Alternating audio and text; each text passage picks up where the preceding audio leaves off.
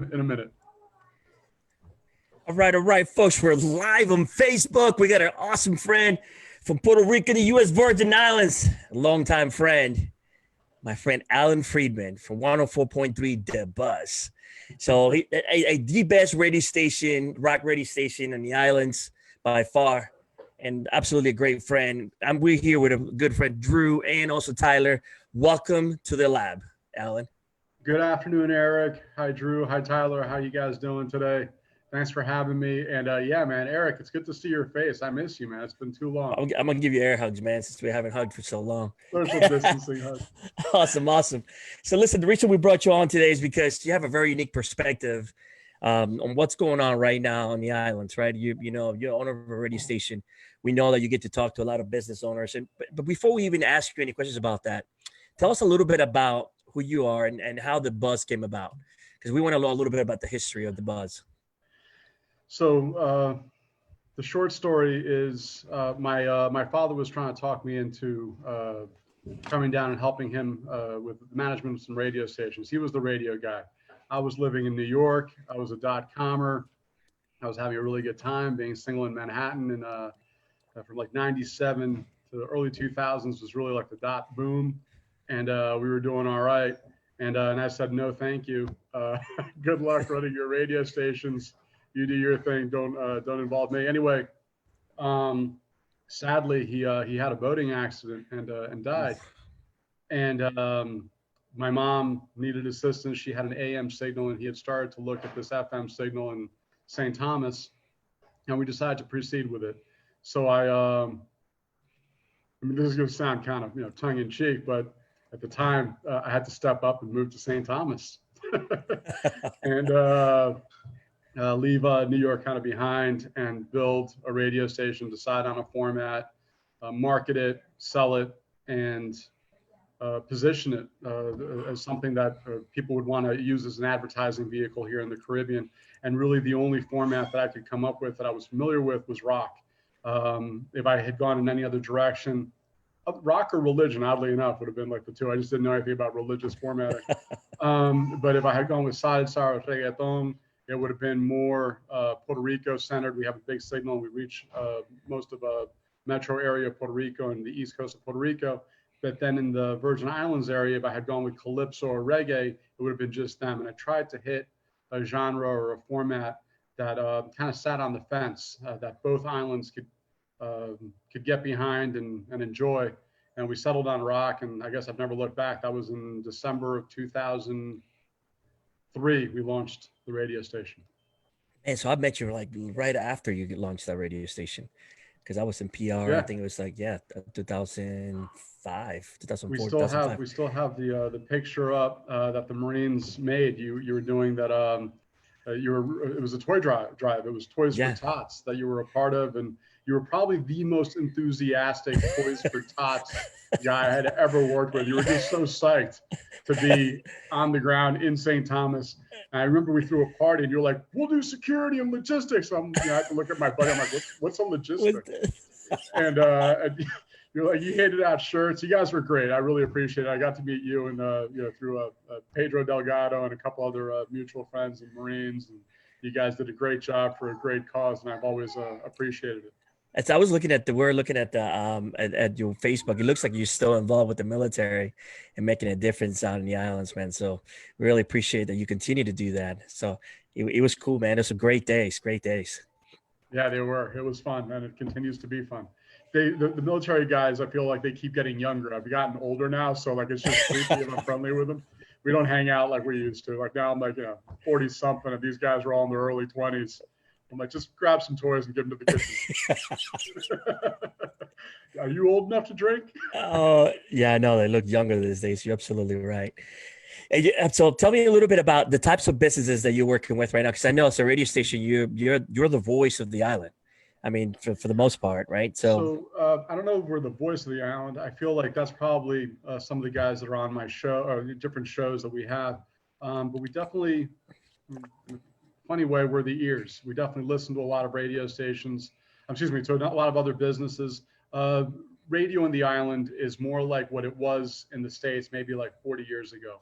We rely on it as a medium more so than other media, such as our phones, internet. We still get information that way, but what happens here when a storm blows through, like it did a couple of years ago, it knocked down all the cell phone towers. So immediately people reverted to radio. There was no newspaper being printed. Electricity was out. There was no TV, but everybody knew how to get out to their car, turn on their car radio, find out where silly things were like ice, food, where they could get provisions or medicine or assistance for their families. So radio is a much more integral part of the Virgin Islands. It's permeated kind of like who we are, not just the Virgin Islands, but the Caribbean in general. So we do have quite a bit of support from local businesses. Right now, it's been a tough time. I think that's a universal situation. We're not snowflakes here. Back when we had the storms, both Irma and Maria, it was a bit like those fires in California. Unless you lived there, you really didn't know about it other than a blip on your news feed. But for us, we didn't feel the storm in 2017. We felt the economic repercussions in 18 and 19. And now as we're coming out of that and we were looking forward to a good season, boom, COVID. And they've closed down the hotels, which are not just our main economy or main industry here, but it's the industry here. It's not like we have pharmaceuticals and other stuff going on. We're tourism or bust. And right now there's no cruise ships coming in. There's no hotels open. And though they've resumed flights, it's mostly to have people who have family from off island come and visit. It's mostly to have people who need to work down here come in, participate, and or assist, or whatever it is that their role is. But tourists are still not entirely welcome, although I have heard that there is no real monitoring of the Airbnbs. Now, for the businesses that we do work with, it's mostly distributorships, restaurants, retail. So when I say distributorships, like beer, alcohol, beer. Especially with the Rock Station. And then with restaurants and retail, I think their biggest challenge, or the reason that they've come on board at all. Hey, buddy. Buddy. This is Richard. Like family's welcome. Say hi. Say hi. That's Eric. Hey, buddy. Go. Let me finish up here, and I'll be right back with you. All right. So what the restaurants and the stores have had to do is educate their customers on how to do business with them safely and efficiently. So where we've only been doing this for about 2 months, approximately, everywhere, not just here, the restaurants are really interested in getting information to us about, hey, listen, this is our abbreviated hours, abbreviated menus. There's no dine-in. Just give us a call or text us. There's a new phone number. It's a cell phone number now. And what you're going to do is you're going to contact us. You're going to pay us by PayPal, Venmo, credit card. Please no cash in certain circumstances. So they're trying to protect their employees, obviously, and then obviously their families, the people that their circles, but then also their other customers that are, or clients or patrons that may also be at risk. So it's there's a learning curve to this, and I guess that they've used the radio station to just let people know how they can get goods out, whether it's plumbing supplies or electric supplies. Life continues, so we still need to build, we still need to consume, we need to eat, we need to enjoy, and all of those things are, well, businesses in the Caribbean, and we're starting to learn what it takes to actually just have true local industry and not rely on tourism, which is proving hard. I can imagine how hard that is.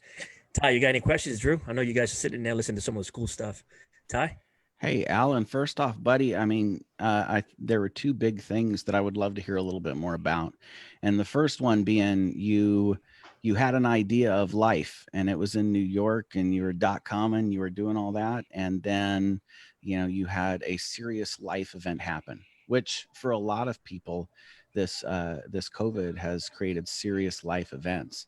So I'd love to hear a little bit about finding purpose and finding meaning in something new. You talk about moving down and helping with a radio station and setting that up, which wasn't your goal in life, right? And I would love to hear a little bit more about finding purpose and meaning through that. Is there anything you can enlighten us up with that? Honestly, the first couple of years were the toughest. You leave everything not just like the silly things that are obvious, like, you know, not silly things, but the things that are obvious, like friends. And my family was up there. I didn't know a soul on St. Thomas. And you encounter some rough times, and this island, Eric knows, it's easy to party here. Yeah, So it's very I'd be easy to party. lying if I told you that I was like, oh no, I just read books. No, man, like I went out a whole bunch. You know, like, yeah, I read Who Moved My Cheese, but after that, I went to the bar. You know, you get to meet people, and you meet, you know, some good people, you meet some bad people, and you figure it out, and you learn about new activities. You know, it's not. This place is a really, really cool place, but it will chew you up and spit you out every bit as fast as New York City. I've seen it happen a bunch of times for completely different reasons. I mean, down here, it's odd, but I learned kind of early on, all you had to do to be a superstar was show up on time and keep your word. You'd be surprised how few people do that. Down here, like in New York, you had to be stellar in what you did. Like you really had to be the best of the best and have something that, you know, nobody else had. Down here, it wasn't the case. And I think that, you know, a guy who's like naturally punctual, who like doesn't mind, you know, staying true to what, you know, he promises, that type of stuff was appreciated. And I was able to kind of come up with my own little niche of other business owners who were my clients, but eventually became my friends. And it didn't hurt that many of them also liked rock. It didn't hurt that, you know, they were sick of listening to Jimmy Buffett and being told that was rock. You know, so what we did was we gave a little bit of a harder blend and stuff that I grew up with. My closest competitor was Alpha Rock in Puerto Rico. And this man, you know, kind of like tipped my hat to the guy. He's no longer a radio station owner. He sold a few years ago. But he learned about rock in Vietnam. Like he fought in Vietnam. Like he was different generation, much older. I don't reach that dude's ankles when it came to that stuff, but his idea of rock was way different from what it had become. Like it was beyond classic rock. To us, you know, Chili Peppers is classic now. To him, like I don't even want to talk about what he was playing. Yeah, so, and somewhere maybe, between Beatles and Pantera. And I learned mine at like a liberal arts college. You know? I was like, have you ever heard the opening scene to Friends? It's amazing. So you give your own flavor to it. You hire people that you can rely on. And it was hard because down here, people aren't the easiest to motivate. It's gorgeous out all the time. It's constantly summer. We have a beautiful, you know, we have beautiful beaches. You want to go hiking, it's there. You want to go fishing, lobstering. We're a beach community embedded in old school culture. And it's a really neat place. I vacation. I mean, I live where other people vacation. I sit when I go with my family to the beach. I sit down next to people who paid thousands of dollars to sit right next to me, and I respect that. But I also really enjoy that every chance I get. So when I first moved down here, I think really the biggest hump was trying to find a small core of people that I could count on, and I guess they were looking for that in me as well. And then at the same time, it no longer was about access to stuff. Like we no longer had a supermarket that had everything, or museums and movies when they came out, but rather, hey, you know, get outside, go enjoy the sand, the beach, the surf, and find a couple new hobbies that'll keep you entertained and enjoying life. I think that's a great point. And, you know, one of the things that you just talked about and that we talk about is doing business and hiring people and having a common vision and a common set of expectations and really going through and building a team and building a culture. So I can really appreciate that. And then my other question was just about being of service. You've already mentioned a couple ways. How important do you see it giving back to your community and being of service rather than just providing a service? I don't feel like we've ever had a choice. That's a really short answer. You have to. You're part of the community, especially after something like a Category 5 hurricane, and then another one 10 days later, back to back. You get to learn about yourself, your neighbors. You get tested really fast. And the scary part is not the storm. It's the destruction after. It's looking around and saying that you don't have an infrastructure. It's looking around knowing that you're telephone is a paperweight. It's wondering what happened to my elderly neighbor. We go check on them. And then a couple of guys with chainsaws. We didn't see uh, government services. I didn't see a uniform here for weeks. There was a few guys with chainsaws and machetes, and we all cleared the paths for our vehicles and got down to the main road and then kept on cutting until we'd run into another group of people that was also cutting.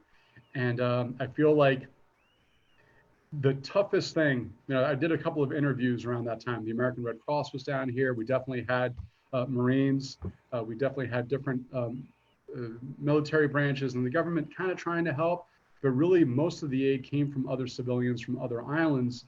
I interviewed, and I don't remember his rank, it's irrelevant, but I was down on the main road this was a few days after Maria. We'd already been hit by Irma. A week and a half had passed, so we were about 2 weeks into this disaster. And there was a higher ranking officer. I don't remember his rank. I don't remember which branch of the military he was with, but there was a guy from the Associated Press in this conference, and they had been in war zones together. So they had that relationship. And the guy from AP asked this officer, what's the biggest difference between a war zone and what we have here right now in the Virgin Islands and in Puerto Rico? And he said, in a war zone, it's easier to get information. And that was his response. It was a deadpan answer, but it was a reality. So when you ask somebody, with a radio station who's, suddenly you've got these guys who are ham radio operators letting you know there's another storm coming, or where you can get provisions, or how you can get help, somebody who needed insulin, you name it. People were coming up to the radio station to just find out, hey man, what's up? What have you heard? And we would just play music for a little bit, and then we would sit down and give this report of who was doing what and where and what was coming in and where you could get it and that type of stuff. Everything from like how to get a curfew pass, you name it, everything. So our job was to disseminate information into our community. We did that for months without a single client. That was kind of like the worst part. People think that, oh, well, you had electricity, you got it better than other radio stations. I'm like, no, man, they were able to turn down the power, turn off the power, not pay a power bill, not pay staff, and work on just rebuilding. We had to keep everything going. We were one of two fortunate radio stations in the Virgin Islands, and we had by far the biggest signal. So our job was to get information out to the community, to let people know what was going on to the best of our ability. And nobody ever questioned, like, hey, should we be doing this? That was never a debate to my recollection. We just did it. That's incredible, man. I love to hear those stories because it's my survival of thriving, and just thriving through, just a lot of. I mean, those things are hard, like the unexpected and coming together as a family and the whole island. I remember being there with you guys and seeing how everybody kind of knew each other. And I do also understand that sometimes folks just want to kick back, get on a hammock and enjoy pina coladas and not do very much. So it's a combination. Nice for that. Yes, it is. That's awesome. So we're going to shift conversation a little bit, and we're going to go from that creates a little bit of sadness, but I want to know, what is it that you enjoy most about, just working in the bus, man, like being the creator of the bus and having all those people around you and playing rock and living the life that you live. Talk to us a little bit about that. I'll tell you, man, there's a lot. By the way, I'm sorry, I didn't mean to interrupt you. And having an awesome wife and kids to live with you while you do that. That part's all right. Yeah, obviously, I think you would agree, like that definitely, like, that fuels me, the family aspect of it. That's great. And you definitely want to be, a better person, etc. But to answer your question about what I enjoy most about the buzz, there's a lot to love. And what I do like about our radio station in particular is the people there. They're absolutely incredible. Like they've been with me for, I guess, like Webb's like the one that got there most recently, and he's been there for about 12 years. Goodness gracious. So like everybody else, I have people that have been with me for 17 years since I got there. Recently, I had the unsavory responsibility or obligation of, because zero money was coming in, just now, and we were applying for the PPP program, or the payroll protection program, and we were just kind of getting jerked around, et cetera. I had to furlough a few people, among which were three of these people that have been with us since the beginning. And I called them each up, kind of bit the bullet with it, and said, "Hey, man, like, I can't do this." We had about we had about a month cushion. We're working on the roof still from the storms. We're still working on the tower. It's not like we planned for this. Like we haven't even gotten to hurricane season yet. And so when this took place, and they were pretty understanding on the phone, and I thought it was the end of it. And then one by one, individually, over this past weekend, contacted me on their own, and offered to work for free. And I thought that was amazing. Like, I do say, like, that I love the people that I work with, but I don't think like I can put it into words. It is touching. It is amazing. And they would remind me, like, man, I've been with you forever. There's been plenty of times where I've been unable to work, and you've covered for me, or you paid me anyway. And the least I can do is let's see, we can right this ship, so to speak, and get us cranking again, and hopefully get some clients in here. So I do appreciate that aspect of just the human resources that we have. I don't think there is another team that's like it at any other radio station. I've never encountered just the familiar aspect, the brotherhood, sisterhood, whatever you want to call it, of of staff that we even live in different places. It's not like we hang out, but they all have that common goal, the idea to entertain, and then maybe a distant second inform or misinform, depending on our mood. And we just have some fun with it. I think that it means a lot to all of us. That's great, man. It's always good to know you look to your left and to your right, and there's folks willing to do anything for you. And that's what we all look for, right? We want to build a tribe, we want to build a family, and really live for those people for the rest of our lives as best as we can, as long as they're not under the same roof, right? Yeah, that'd be tough. Hey, Drew, you got something, man? I see you over there eager to say something. Come on, man. Oh, yeah, I wanted to ask Alan, what is his exact role at the station besides owner, and how many other jobs do you take on, and how has your routine been interrupted? I sweep the floors, I take out the trash, I get toilet paper, we run out. The routine. So at a radio station, when you're an owner operator of a radio station, you're a jack of all trades. I know enough to be dangerous in pretty much everything. Every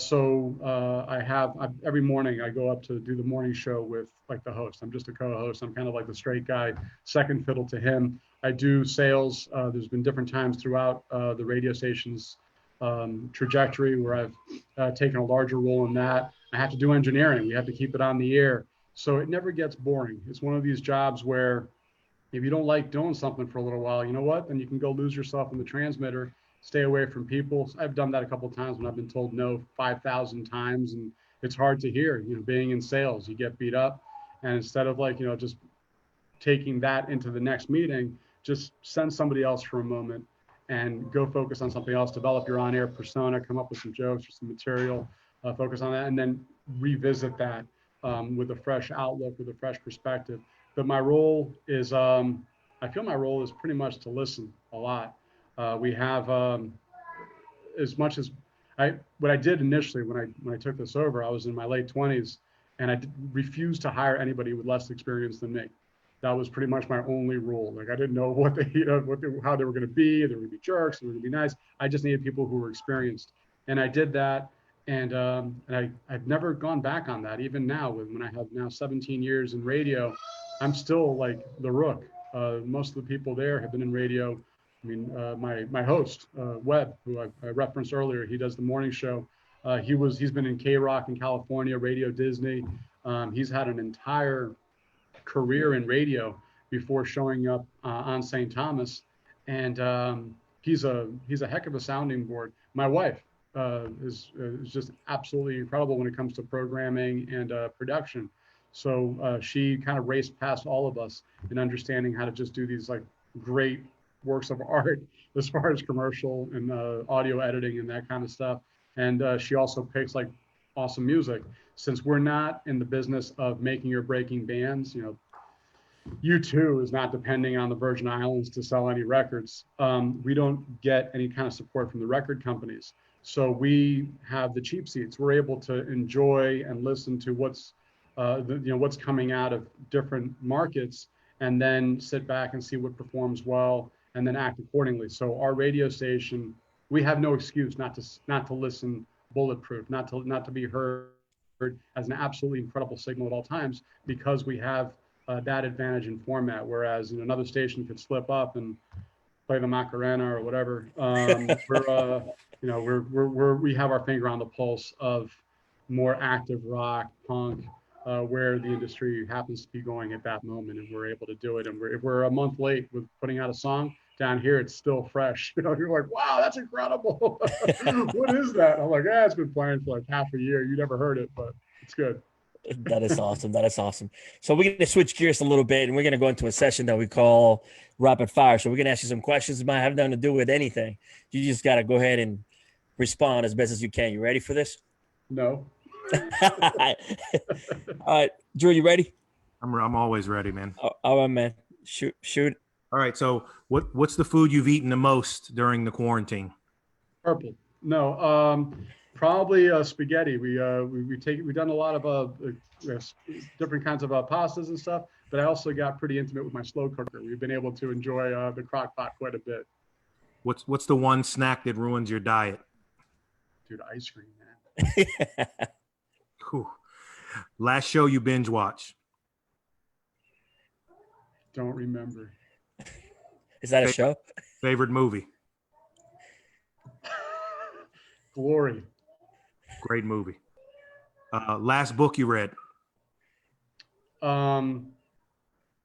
It's by Thomas Friedman. I think it's The Earth is Flat. It's mostly about like a global economy and globalization and trade routes. And I like him. He's a good author. I've read a few of his books.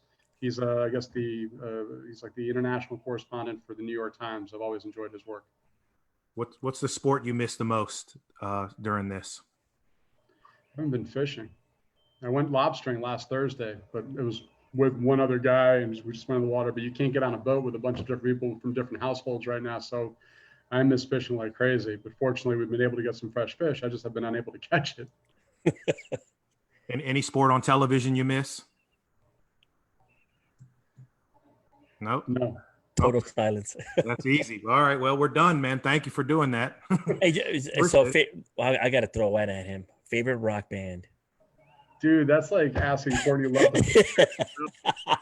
That's ridiculous. I had different moments. Like my fallback is always Metallica. Yeah, there you go. Drew loves Metallica too. But I go through like binges. It's just one of those things. It's like, yeah, I could name like I like a lot of different bands, and then my music taste is so eclectic. I think all of ours is. I could go from listening to Metallica over to like Teo Calderon or Maná, and then go right back and listening to Pantera or you name it. Like there's just music is beautiful that way. Like you get to like I just watched that Rocket Man by Elton John, and now I'm on some weird Elton John binge, and I've never listened to the man before in my life. And my wife spends her time side-eyeing me. She's like, what's wrong with you? And yeah, it's good stuff. I enjoy all kinds of music. That's awesome, man. Hey, listen, so before we go, I just want to thank you very much for coming and spending some time with us and in the lab. Drew, Ty, and I really appreciate you. And if people like wish My pleasure. you, what's the best the man, Alan Friedman, so we can work with the bus and get the word about our businesses if we wanted to. Thank you for having me, guys. It was a pleasure meeting you all. All right. Hey, well, listen, we want to have you in the future again, and we want to continue to stay in touch. So thank you for being here. Absolutely. Thank you. Take care. All right, man. We'll talk to you soon.